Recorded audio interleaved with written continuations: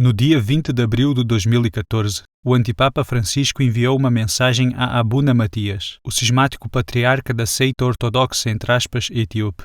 Falando daqueles que tinham sido recentemente mortos, o antipapa Francisco escreveu, abre aspas, não faz diferença alguma que a vítima seja católica, copta, ortodoxa ou protestante. O seu sangue é um só na sua confissão de Cristo. Fecha aspas.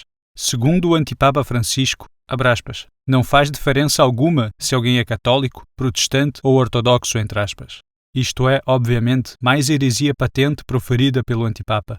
É mais uma rejeição pública do dogma definido fora da Igreja Católica não há salvação.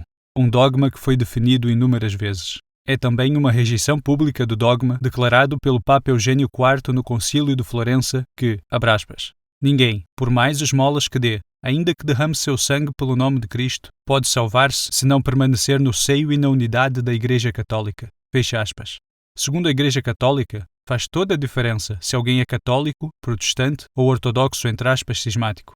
Tal como ensinou o Papa Pelágio II em 585, abre aspas, aqueles que não estiveram dispostos a estar de acordo na Igreja de Deus não podem manter-se com Deus. Apesar de entregues às chamas e fogos eles queimarem, ou atirados às bestas selvagens darem as suas vidas, não haverá para eles aquela coroa da fé, mas a punição da infidelidade.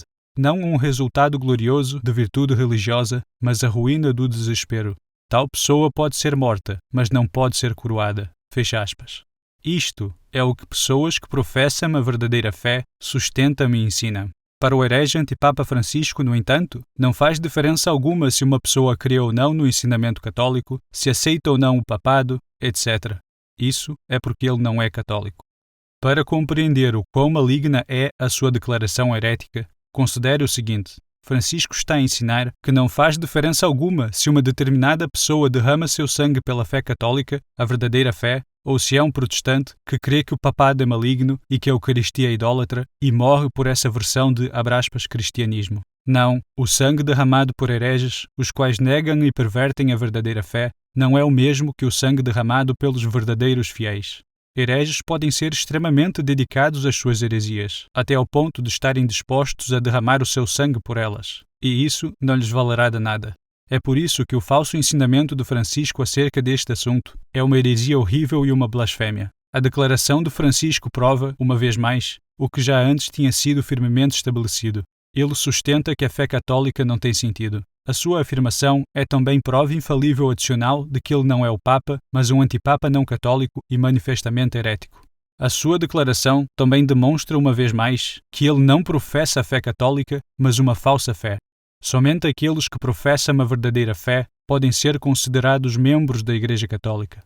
O cerne da questão não é só o antipapa Francisco defender que não faz diferença alguma se uma pessoa é católica ou não, mas é também o facto de que todos os que o aceitam obstinadamente aderem a uma posição que resulta na mesma coisa. Pois, como o nosso material prova, se você sustenta que a seita Vaticano II é a Igreja Católica, você acabará, sem escapatória, por professar que dogmas sobre o papado, salvação, unidade da Igreja, magistério, infalibilidade, etc., não precisam ser aceites para que uma pessoa pertença à Igreja Católica e que a negação pública e exterior destes dogmas, na verdade, constitui a profissão pública da verdadeira fé.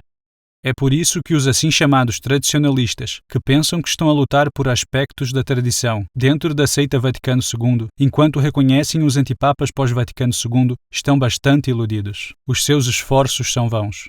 Santo Inácio, abre aspas, não vos enganeis, meus irmãos, os que corrompem famílias não herdarão o reino de Deus. E se aqueles que fazem tais coisas segundo a carne perecem, quanto mais os que corrompem pelo ensinamento perverso a fé de Deus, pela qual Jesus Cristo foi crucificado. Um homem tão impuro irá para o fogo inextinguível, assim como também irá aquele que o escuta.